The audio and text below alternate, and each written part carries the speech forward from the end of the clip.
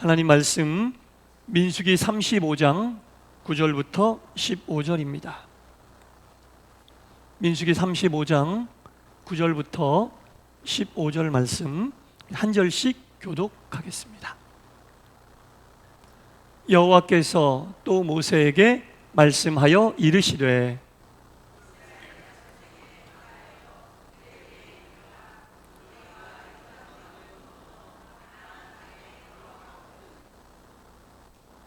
너희를 위하여 성읍을 도피성으로 정하여 부지 중에 살인한 자가 그리로 피하게 하라.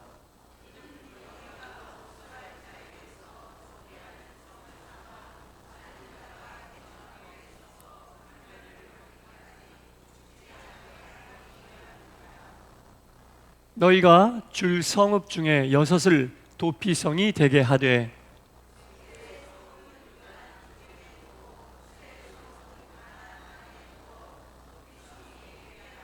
다 같이 이 6 성읍은 이스라엘 자손과 타국인과 이스라엘 중에 거류하는 자의 도피성이 되리니 부지 중에 살인한 모든 자가 그리로 도피할 수 있으리라. 아멘. 수요일 저녁 주님 전에 나오신 여러분 모두에게 하나님의 크신 은혜와 주님의 평강이 충만히 임하시기를 간절히 축원합니다. 네. 오늘 민수기가 끝이 납니다. 오늘 민수기를 끝을 낼 겁니다. 민수기 가장 마지막에 하나님이 주신 것은 본문 방금 읽었듯이 도피성에 관한 이야기입니다. 도피성에 관하여 하나님이 민수기 마지막에 우리에게 또 그 당시 이스라엘 백성들에게 허락하셨다라는 거죠. 도피성을 6개를 만들어라. 도피성을 6개를 만들어라 이렇게 명령하십니다. 그리고 3개의 도피성은 요단강 이쪽에, 또 3개의 도피성은 가나안 땅에 두게 하라. 총 6개의 도피성을 동쪽에 3개, 서쪽에 3개 이렇게 만들란 얘기죠. 그리고 어느 곳에서나 쉽게 도피성으로 가까이 접근할 수 있도록 이렇게 등거리를 유지하게 하나님이 말씀하십니다. 여러분, 세상은요 아주 냉정합니다. 특히 실수에 대해서 냉정하고 잘못에 대해서 냉정합니다. 가차가 없다는 얘기죠. 가함과 차함이 없이 냉정하게 실수야 잘못에 대하여 심판합니다. 냉정하게 심판을 한다라는 겁니다. 그래서 세상이 살기 힘든 것 같아요. 갈수록 더 그래요. 실수와 잘못을 포용하고 실수와 잘못을 보듬기보다는 가차 없이 심판해버려요. 가차 없이 심판해버린다라는 겁니다. 그러한 세상 속에서 하나님께서 이 도피성 제도를 두셨다는 것은 실수하고 실패한 사람들을 하나님은 한 번 더 기회를 주신다. 그런 맥락의 의미가 있어요. 한 번 더 기회를 주시는 하나님이라는 거죠. 오늘 이 말씀에 보면 살인이라고 하는 구체적인 죄목이 나와 있는데 살인에 대하여 부지간에 살인한 자들로 피할 수 있고 그러면 사람 죽이고 피하면 되는 거야? 이렇게 생각을 하는데요. 여러분, 부지간에 자기도 모르는 사이에 부지불식간에 악의 없이 살인 또는 살인과 버금가는 죄를 저지른 자, 악의를 가지고 저지른 살인에 대해서는 본문 다음에 다 나와 있어요. 본문 다음을 읽어보면 이게 어떤 그 살인한 자들의 어떤 면죄부 이런 식으로 주어진 게 아니란 얘기죠. 보세요. 본문 다음에 16절 읽어보면 만일 철 연장으로 사람을 쳐 죽이면 그는 살인자니 그 살인자는 반드시 죽일 것이요. 이런 식으로 16절 밑에 쭉 나와 있어요. 악의를 가지고 일부러 악한 마음으로 고의적으로 살인한 자들에게서는 응징하라는 얘기죠. 죄를 저질렀어요. 그러나 살인죄가 부지간에 자기의 의도와 관계없이 일어나 어떤 그 죄에 대해 조사도 끝나지 않았는데 그 사람을 벌한다든지 함부로 판단하지 말라는 뜻이 담겨져 있는 거예요. 명명백백 확인이 되고 드러나게 되면 요즘 세상을 보세요, 여러분. 결정되기도 전에 이미 그 사람은 여러 번 죽어요. 그렇죠. 세상이 그래요. 잘못과 실수에 대해 냉정하니까 어떤 것이 드러나기도 전에 이미 여론에서 그 사람을 죽이고 이미 결정은 다 난 상태. 그러다가 만약에 무죄로 판결되면 아니면 말지. 이런 식이라는 거죠, 여러분. 그러면 안 된다는 거예요. 도피성 제도는 그런 겁니다. 부지간의 잘못으로 판결도 안 나고 결정도 안 난 상태에서 사람들을 여론으로 또는 웅성웅성 군중 심리로 그 사람을 결론도 나기 전에 죽이지 말아라. 도피성 제도는 하나님이 그런 뜻으로 만들어 놓으신 거다. 이건 하나님의 자비요. 하나님이 다시 한번 기회를 주시는 섭리가 이 속에 담겨져 있음을 우리는 알아야 된다는 겁니다. 민수기는요, 이스라엘 백성들에게 하나님께서 광야의 여정과 가나안 땅에 들어가서 어떻게 살라고 하는 것을 써주신 책인데 마지막에 도피성을 주셨다라는 얘기는 무슨 얘기입니까, 여러분? 사람을 함부로 판단하지 말고, 특별히 함부로 정죄하지 말고, 쉽게 얘기하면 죄인 취급하지 말아라, 그런 얘기입니다.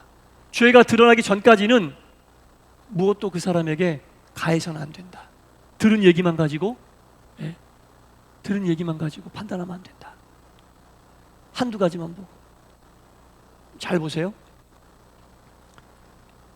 사람을 정죄하는 것은요, 그 사람의 부분만을 보고 있다는 뜻입니다.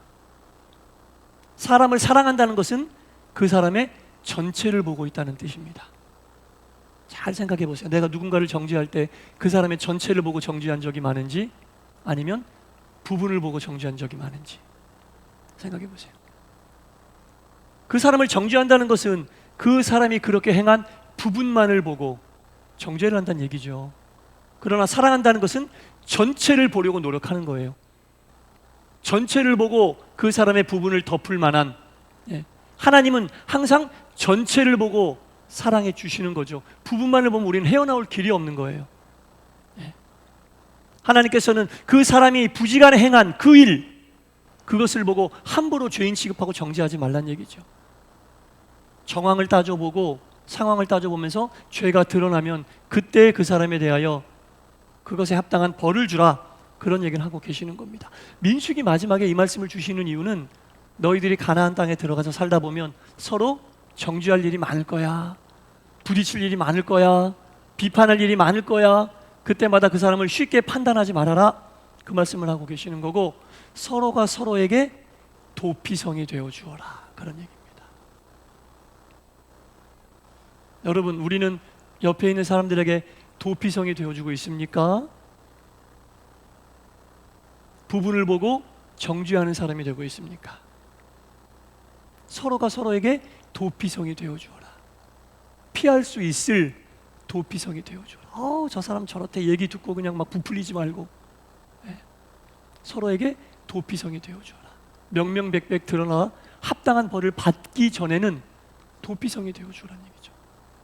죄가 명명백백한데도 감싸기만 하라는 얘기가 아니라 확실하게 드러나기 전까지는 그들이 도피성이 되어주는 그런 서로서로의 도피성이 되라, 이 메시지를 마지막으로 이스라엘 백성들에게 민수기를 통해 주고 있다라는 겁니다. 우리는 죄인이에요. 예수님이 십자가에서 우리를 위해 목숨을 내어 주셨잖아요. 그래서 우리가 다시 새 생명의 기회를 얻은 겁니다. 도피성에 들어갔다가 죄인이 아님이 밝혀진 사람이 이미 죄가 밝혀지기 전에 많은 대중들로부터 살인에 가까운 질책을 받았다면 그 사람은 이미 죄가 밝혀지기도 전에 새 생명을 얻을 기회조차 박탈이 돼버린 거예요. 아니면 말지, 대중들은 그래 버리거든요. 근데 그 피해를 받은 사람은 다시 일어설 수 있는 기회조차 박탈을 당해버린 거라는 겁니다. 예수님이 우리를 위해 십자가에서 돌아가시고 죄인된 우리를 살려주셨다는 것은 예수님이 친히 우리의 도피성이 되어주셨다는 거예요. 그래서 우리가 다시 새 생명을 얻을 기회를 부여받았잖아요. 다시 새 생명을 얻을 기회를 부여받았다라는 겁니다. 예수님의 십자가는 우리의 도피성이었다. 그 도피성으로 인해 우리가 다시 생명을 얻을 기회를 얻었으니 우리도 누군가의 도피성이 되어줘야 된다. 도피성이 되어주라, 그런 말씀입니다. 그래서 누군가가 기회를 얻고 새로 시작할 수 있는 밑거름이 되어주라는 얘기죠. 그게 이 시대의 그리스도인들이 해야 될 일입니다. 그게 이 시대의 그리스도인들이 해야 될 일입니다. 자기 뜻대로 안 된다고 해서 들은 얘기만 가지고 사적인 감정이 안 좋다고 해서 드러나기도 전부터 그럼 안 된다는 얘기죠. 이 도피성은 정말 이 시대를 사는 그리스도인들이 반드시 숙지해야 할 중요한 부분이다라는 겁니다. 이것이 바로 하나님께서 우리에게 베풀어 주신 최고의 기적과도 같은 은혜다라는 겁니다. 우리가 예수 그리스도라는 도피성으로 인해 새로운 생명을 얻은 것, 이것이 이 시대의 그리스도인이 체험하는 최고의 은혜라는 것. 뭘 얻어서 은혜가 아니라 그렇게 우리가 새 생명을 부여받은 것 자체가 최고의 은혜라는 것. 자연스럽게 우리도 누군가의 도피성이 되기 위하여 살아가야 된다라는 거죠. 여러분. 살아가야 된다라는 겁니다. 부분을 보고 정죄하지 말고 전체를 보고 수용하고 받아줄 수 있는 도피성이 되어야 한다라는 것이 오늘 본문의 핵심, 민수기 마지막에 주님이 우리에게 던져주시는 귀한 교훈이다. 사랑하는 가족들의, 이웃들의, 친척들의, 우리 교우들의 도피성이 될 수 있는 우리 모두가 될 수 있기를 바랍니다. 도피성이 되어줘. 이게 마지막 메시지예요. 민수기 마지막 메시지, 도피성 잃어버리지 마십시오. 저도 안 잃어버리겠습니다. 그래서 서로에게 도피성이 되어야 된다라는 것이고요. 자, 성경에는 하나님의 명령과 하나님께서 하라고 하신 많은 법들이 많이 쓰여져 있습니다. 그리스도인이라 하면 이 하나님의 명령과 법도를 지키면서 사는 사람들이 그리스도인이에요. 법을 지키면서, 하나님의 말씀을 지키면서 살려고 애쓰는 사람이 그리스도인인데, 더 중요한 게 있어요. 지키라고 말씀하신 법의 의미를 아는 것. 하나님이 왜 이 법을 주셨지? 의미를 아는 것. 이게 더 중요합니다. 막무가내로 무작정 지키려고 하면 제대로 지킬 수도 없죠. 그런데 그 의미를 알고 지키려고 하는 게 훨씬 더 중요하다는 거예요. 마치 어떤 것과 같냐면 이런 것과 같아요. 구약시대에 속죄의 제사를 드립니다. 속죄의 제사를 드리는데 죄를 지은 사람이 제사장 앞에 내려와 그 제물을 가지고 와서 속죄 제사를 드려달라고 합니다. 그런데 제사장은 알겠다 그러면서 제사 율법, 제사 예법에 맞게 제사를 아주 잘 드려요. 그런데 이 제사장은 정작 이 사람의 이름도 모르고, 이 사람이 무슨 죄를 지은지도 모르고, 이 사람이 왜 속죄 제사를 드리려고 여기까지 왔는지 그것은 알아보려고 하지도 않아요. 그 속죄 제사의 중요한 의미를 모른 채 율법에만 맞게 제사를 드려주면 이건 온전한 제사가 아니죠. 무슨 말씀인지 아시겠습니까? 지키라고 하는 것을 지키는 거 중요합니다만 그 내용의 의미를 모른 채 껍데기만 가지고 지키려고 하는 것은 의미가 없다. 대표적인 사람이 누구예요? 바리새인들입니다. 바리새인들. 지키는 건 1등이에요. 10개로 주신 계명을 2000개가 넘는 항목으로 나눠서 지켜야 된다고 한 사람들입니다. 그런 사람들이 더 잘 지키려고 10계명 10개를 2000개가 넘게 쪼개놨어요. 그리고 열심히 지키려고 하는데 맨날 예수님에게 혼나. 바리새인들은. 왜? 의미도 모른 채 지키는 데만 집중하고 있으니 의미를 아는 게 훨씬 더 중요하다는 겁니다. 제사장이 속죄 제사를 드려주는데 그 사람의 이름도 모르고 무슨 죄를 진지도 모르고 왜 여기에 그 제물을 가지고 이렇게 왔는지도 모른다면 그 제사는 온전한 속죄의 제사가 될 수 없다는 겁니다. 지키는 거 중요하지만 의미가 훨씬 더 중요하다. 이것을 알아야 된다는 겁니다. 그렇게 드리는 제사는 오히려 하나님을 기만하는 제사다. 겉모양만 가지고 드리는 제사를 하나님은 기만당한다고 생각하세요. 죄악된 것이라고 하나님이 분명히 말씀하고 계십니다. 제사장이 열심히 그 죄인에 대하여 알아보고 기도하고 마치 본인이 그 죄인인 것처럼 그 죄인과 하나가 되어 속죄 제사를 드려줘야죠. 아무 정보도 없이 무슨 죄, 왜 이걸 하는지 모르게 그냥 율법에만 맞게 그냥 하는 거야. 법에만 맞게 늘 하듯이 그냥 기계적으로. 하나님 그런 속죄 제사 받으시지 않습니다. 우리도 주님 앞에 나와 지금 만인 제사장 시대에 살고 있고 제사장 같은 우리가 하나님의 백성인데 하나님 앞에 나와 회개할 때 입에 발린 기도, 입에 발린 회개, 이런 거 하나님 원하지 않으세요. 녹음기 들듯이 계속 뺑뺑뺑뺑뺑뺑뺑, 무슨 말 하는지도 모르고 그냥 입으로만 뺑뺑뺑뺑. 하나님 그런 거 원치 않으세요. 예. 그냥 주야만 해도 자기가 왜 이 회개 기도를 드리는지 그거 생각하면서 정말 참여하는 마음으로 드리는 그런 기도를, 의미를 알라니, 회개 기도하면 회개의 의미를 알고 하나님께 회개해야죠. 예. 자리에 나와서 그냥 녹음기 돌리듯이 하는 그런 기도를 하나님은 가증되다고 말씀하십니다. 알아야 돼요, 여러분. 우리가 예수 왜 믿어요? 출석 체크하거나 아니면 그냥 율법 보이는 그 내용만 지키기 위해서 예수 믿는 거 아니잖아요. 그런 것들을 통해 주님과 영적인 접점을 만들고 주님과 영적인 교류를 하기 위해서, 육된 우리가 영이신 주님과 접점을 만들려면 최대한 우리가 영에 가까워져야 되지 않겠습니까? 예? 영에 가까워져야 돼요. 그러면 기계적으로 한다든지 의미를 모른 채 하면 절대로 영적일 수가 없어요. 의미를 알고, 하나님이 왜 회개 기도를 하라고 하셨지? 하나님이 왜 우리에게 이 예배 시간을 허락하셨지? 왜 예배를 드리고 있지? 이런 것들에 대한 끊임없는 생각과 끊임없는 고민과 끊임없는 영적인 삶을 살기 위한 노력이 우리에게 필요하다라는 겁니다. 예수님께서 당신의 몸을 제물로 드림으로 구약의 모든 제사가 폐기되었다고 말씀하셨거든요. 예수님께서 당신의 몸을 십자가에서 제물로 드림으로 모든 구약의 제사가 폐기되었다, 이 말씀이에요. 당연히 그렇게 되었죠. 그러나 구약 시대에 제사를 드리던 그 모든 형식은 폐기되었을지언정 예수님께서 몸을 내어 주시면서까지 제물이 되셨음을, 그 의미를 잃어버려서는 안 된다는 얘기죠.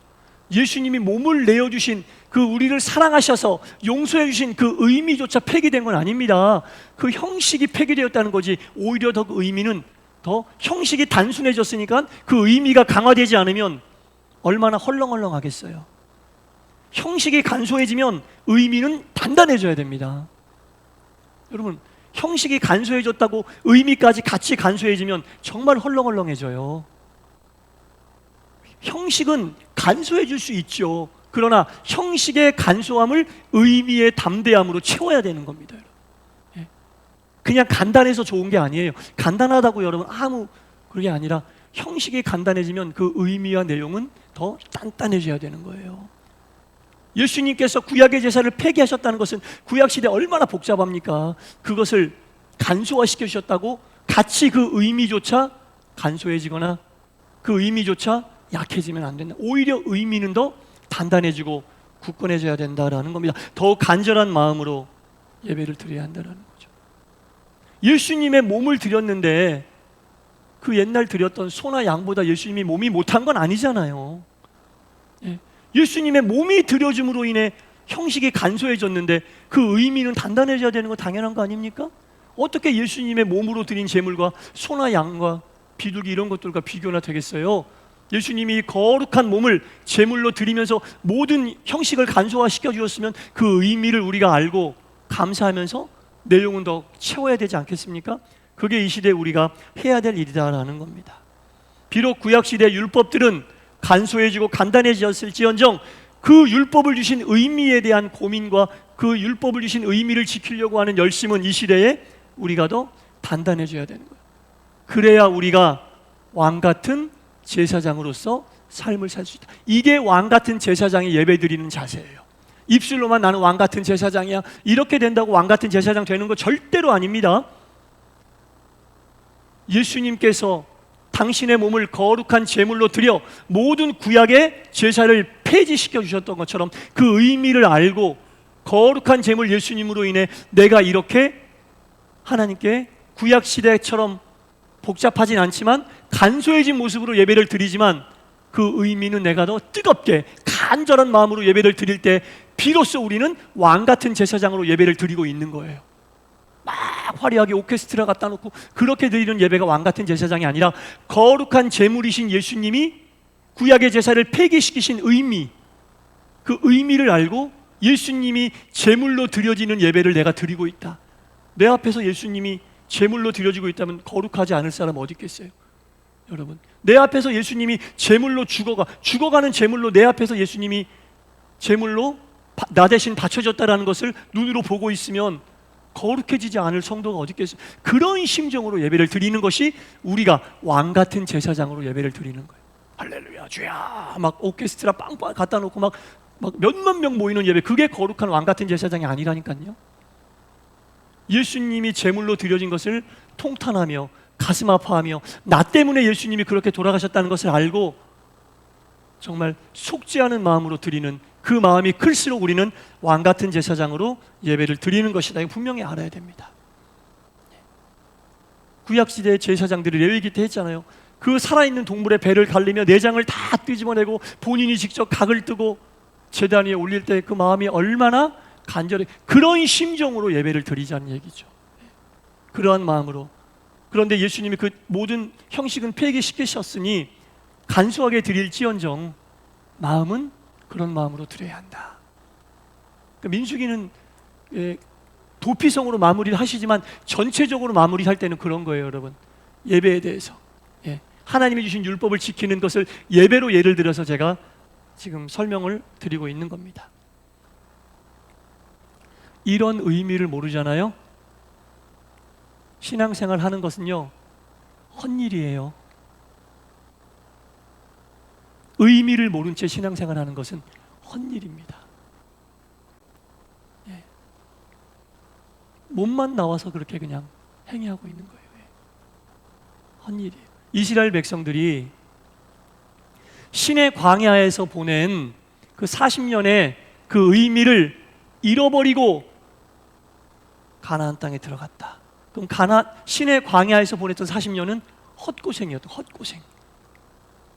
가나안에 들어가서 잘 살게 하기 위해 그 여정 속에서 십계명도 주시고 그 여정 속에서 많은 기사와 이적을 체험하게 하셨는데 가나안에 들어가면서 그걸 싹 잃어버리고 하나님이 왜 우리를 출애굽시키시고 이 40년 동안 일을 돌게 하셨지? 이걸 깨닫지 못하면 그 가나안의 40년을 잃어버린 시간. 지금 내가 왜 예배드리고 왜 예수 믿는지 생각하지 않고 여러분 신앙생활 하면 내가 예수 믿었던 과거의 일은 이스라엘 백성들이 잃어버렸던 신의 광야의 40년과 똑같이 잃어버린 시간이 될 수 있다.